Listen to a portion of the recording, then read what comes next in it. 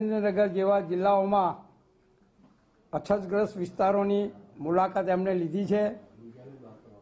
મુલાકાત પછી ગુજરાતના ચીફ સેક્રેટરી અને અન્ય વિભાગના સચિવો સાથે સમગ્ર અછતની પરિસ્થિતિની એમણે ચર્ચા કરી છે।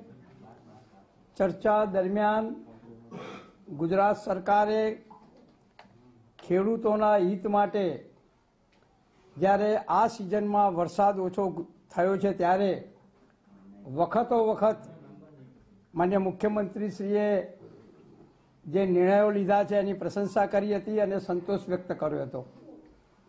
ગુજરાતમાં આ સિઝનમાં જ્યારે વરસાદ ઓછો છે ત્યારે સૌ પ્રથમ 16 જિલ્લાઓમાં અછતની જાહેરાત કરવામાં આવી હતી।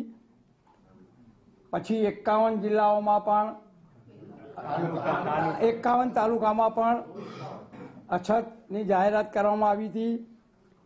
ખેડૂતોની અન્ય ચૂંટાયેલા પ્રતિનિધિઓની રજૂઆત આવતા ગુજરાત સરકારના પોતાના બજેટમાંથી બીજા 45 તાલુકાઓને ખેડૂતોને મદદ કરવા માટેની જાહેરાત કરવામાં આવી હતી।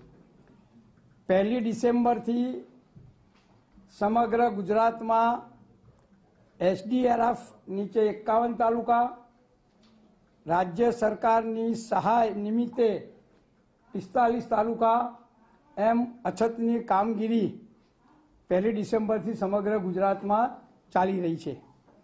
એ જ રીતે ગુજરાતમાં કેટલાક જિલ્લાઓમાંથી કેટલ કેમ્પ અને ઢોરવાડાઓ માટે રજૂઆત આવતા 15/12/2018થી કેટલ કેમ્પ અને ઢોરવાડા પણ ચાલુ કરવાનો રાજ્ય સરકારે નિર્ણય લીધો હતો। એના ભાગરૂપે આજે 20 તારીખ સુધીમાં કચ્છની અંદર લગભગ 5 જેટલા કેટલ કેમ્પો ચાલુ કરવામાં આવ્યા છે અને 3000 જેટલા પશુઓને આ કેટલ કેમ્પમાં રાખવામાં આવ્યા છે અને કેટલ કેમ્પની અંદર પ્રત્યેક પશુને રોજના 25 રૂપિયા રાજ્ય સરકાર દ્વારા આપવામાં આવે છે। એ જ રીતે કેન્દ્રની જે ટીમ આવી એની સમક્ષ રાજ્ય સરકારે 11 જિલ્લાના 51 તાલુકામાં જે અછતગ્રસ્ત જાહેર કર્યા છે એની અંદર 1725 કરોડ રૂપિયાનું મેમોરેન્ડમ આ ટીમને રાજ્ય સરકાર દ્વારા આપવામાં આવ્યું છે। એ જ રીતે મનરેગા અંતર્ગત જ્યારે અછતની પરિસ્થિતિ હોય ત્યારે મનરેગા દ્વારા લોકોને કામ કરવાનો જે રાજ્ય સરકાર દ્વારા જે સહાય આપવામાં આવે છે એમાં અત્યાર સુધીમાં 9000 જેટલા કામો અન્વયે 50,000 જેટલા અસરગ્રસ્તોને રોજગારી પૂરી પાડવામાં આવે છે।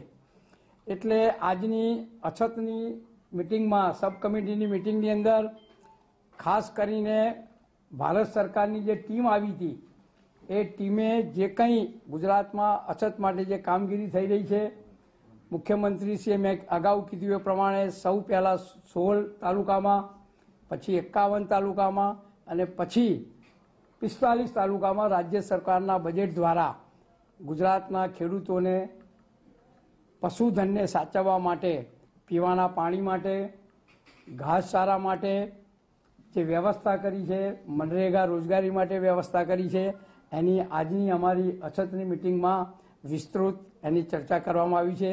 આવનારા દિવસોમાં પણ જ્યાં સુધી વરસાદ ના આવે ગુજરાતમાં ત્યાં સુધી રાજ્ય સરકાર દ્વારા અછતની જે કામગીરી છે એને ધ્યાને લઈને રોજે રોજના નિર્ણયો લેવામાં આવશે।